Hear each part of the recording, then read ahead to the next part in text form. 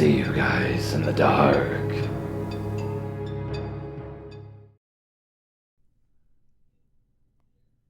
This happened a few years ago, and I never really told anyone besides my therapist, parents, and those who were involved.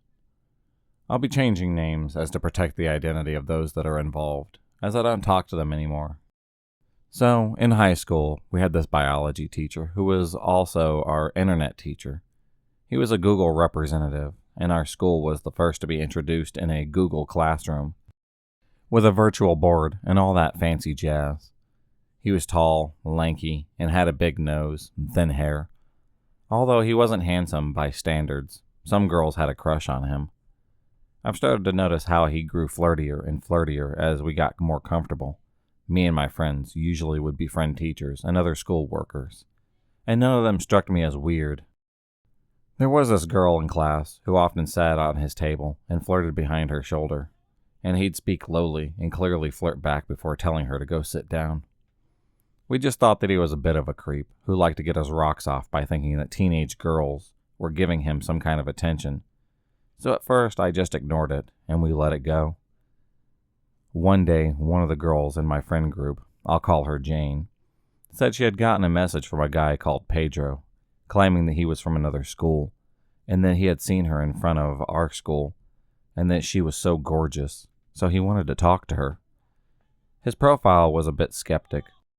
Only young girls from our college and this other college nearby. So we were like, okay, sounds pretty weird, but maybe he truly is a guy from another high school. So no biggie. His picture was a young-looking guy looking off into the sunset on a beach with a cap. They start talking, and they were just flirting. I was always the most into the internet of the group, so when she showed us pictures of who he claimed to be, I was pretty skeptic on the spot. Now, to give context. I used to do role-playing on Orkut, which is a social media site, and Tumblr at the time. So I recognized some of the pictures from image dumps that these websites had for role-playing purposes, with faceless pictures that you could use to refer to your characters. I immediately tell her that he was fake and to cut off conversation because it was probably someone trying to catfish her or just get nudes. Although she agreed that it was fake, she said that she wanted to figure out who it was, because in his friends list, he had many girls from our school who were much younger than us, ranging from 13 to 15. Now by that point, we were monitoring their conversation. It no longer was a shared thing between Jane and him. It was now a joined effort to try and get any clues from who that could be. She often would share screenshots of the conversations and pictures that he'd be sending. But so far, during 2 weeks, we had absolutely nothing. Not a single work photo or faceless picture. Until one night, at around 2 a.m., she sent us a screenshot followed by a picture.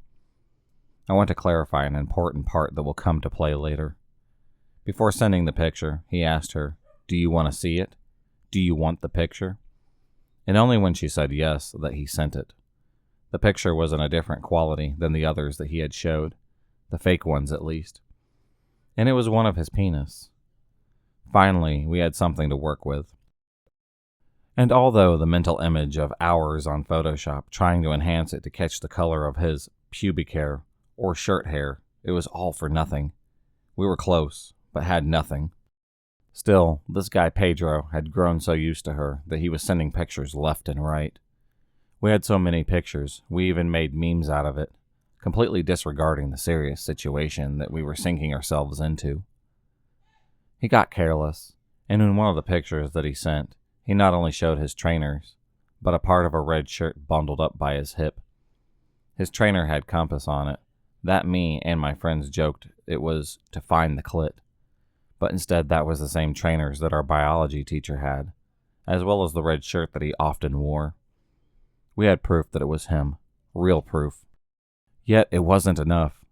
Mind you, this guy was probably in his late 30s, and my friend was 16. We just wanted to scare him, so one day, after he sent a picture, my friend said, "Okay, I know it's you, Jackson." He was quiet for a while, but then returned to ask if she had liked the picture. She said yes, and asked if she wanted to talk through WhatsApp. Of course she said yes, and while we were all young girls bundled and giggling at what looked like a funny meme situation, Now looking back, I see the danger we were truly in. As soon as he sent the first picture from his WhatsApp profile, we had enough proof to show the principal. Yet Jane didn't want to. She claimed she didn't want to ruin his career. We all disregarded her, but she was the one with the proof, so there wasn't much that we could do. There was also the fear of him making us go back a year because of that, and blackmailing her for agreeing to see the pictures. Jane then decided to ask around the other grades if anyone had received requests from Pedro. And surprisingly, they had. Some girls even claimed that they had received pictures and invitations to go out or meet him at places. Our luck was that Pedro only targeted the popular or cute-looking girls, and these girls usually had a good support group. But if he had targeted a girl with low self-esteem or whatever, I'm scared of what could have happened. If you're wondering if he ever went to jail, another friend from my group, Nicole, ended up showing the screenshots and pictures to her father, blurting out the whole thing because she said it was killing her. Her father went to school with her phone, exposed everything to the principal, and said that he'd call the police if nothing was done. Next thing we know, he was fired and sent to another town. The principal told us that he cried in his office and said that he wouldn't do it again. A few years later, we found out he was the principal in another school. Sometimes I feel like the shittiest person because I could have stopped a potential predator who most likely never stopped his antics. I am sorry for that. That school was shit too. We even had a weird English teacher. But I think this one is probably the most serious. This all happened years ago when I was 5. I'm 27 and female. I lived with my parents and my sister at the time. The average working class family, nothing out of the ordinary. Happy times. We moved to a different house, in the same town, but I was sent to a new school because this one was way closer now. It is curious that I have these times pretty blurred in my memory, because I was very young, but there are some days that I see clear as water. This is one of them. My first day of this new school, I was very nervous. I wasn't the most extroverted or talkative kid. I was extremely shy and insecure, and so I am to this very day. Once there was a very sweet and loving woman came and explained that she was my new teacher, but now it was English time, and she took me to this class.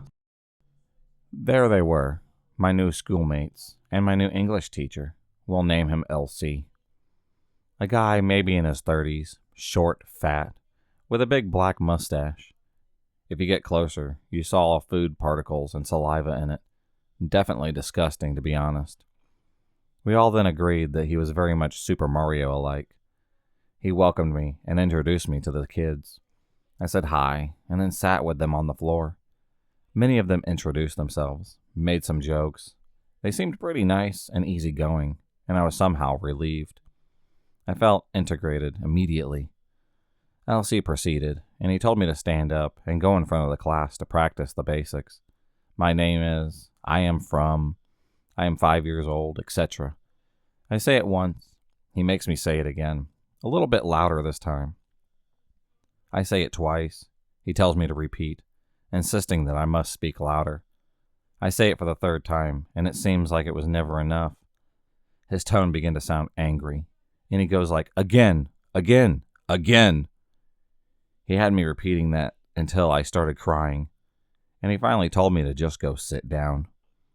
My mates told me that it was okay, that he was just an asshole.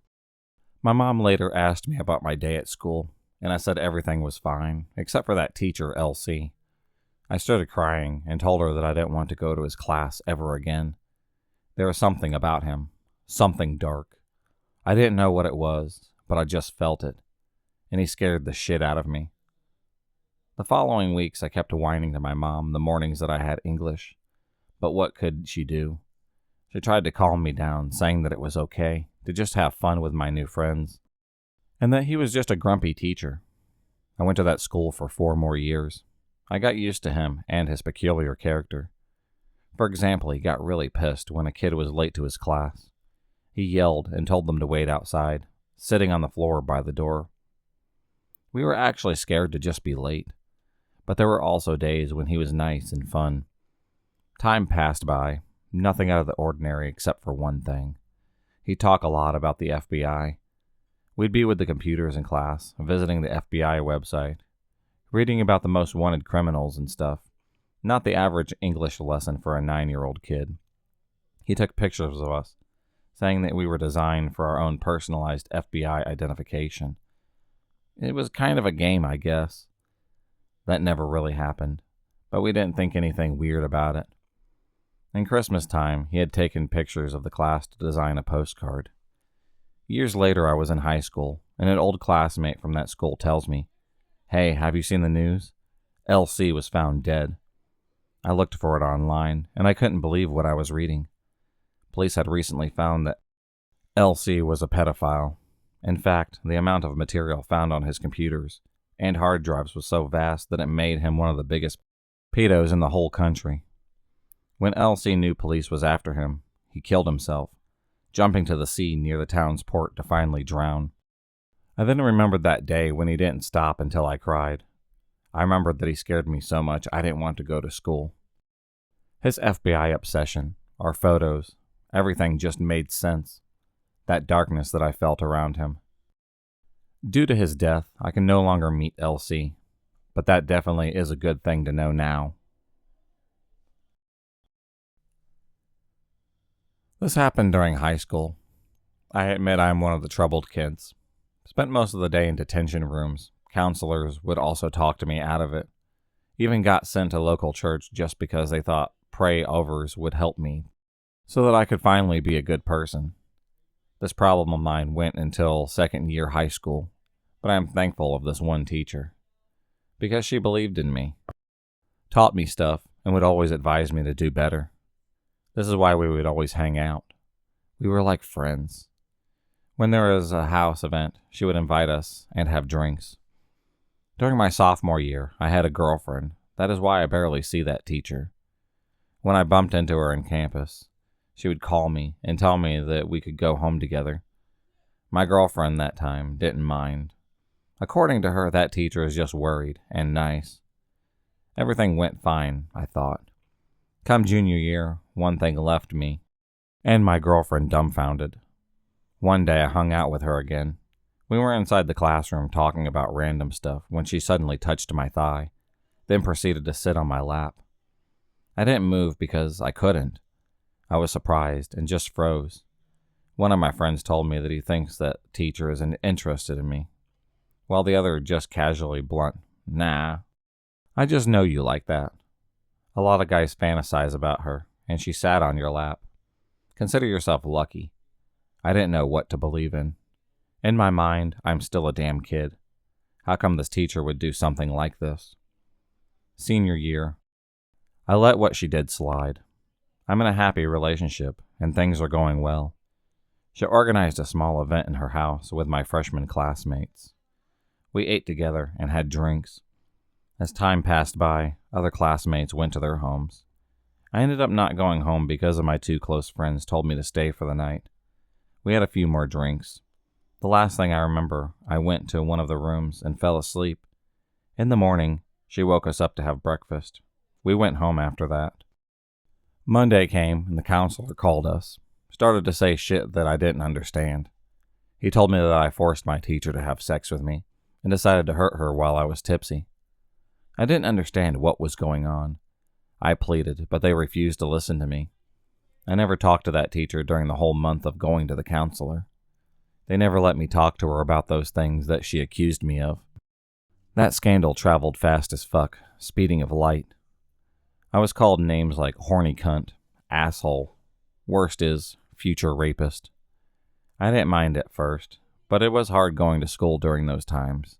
But I gotta pull myself together so that I can leave that shithole. After 4 years, that one friend who was there the same night that she claimed that I sexually assaulted her told me what he saw. According to him, when we were drinking, that teacher would give me lots of shots as if she was trying to get me drunk, touch my thigh, and she even tried to kiss me, but I refused, because she is a damn teacher and much older than me. When I was about to pass out in one of the rooms, she insisted me go back to her room, but I didn't know what happened after that door closed. After hearing all those things, I was fuming mad. I wanted to get back to that fucking school and just tell them what they failed to take care of. Especially seeing as how that one kid had a history of being a troubled student.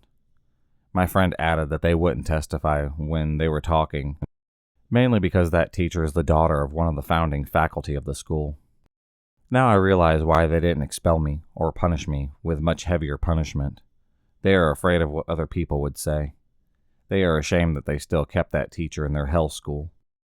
I really don't think that I could ever get over any of this shit. They painted me as the bad guy, then that shit cost me my future, and every good opportunity after high school. So to that crazy science teacher, I really don't want to see you ever again.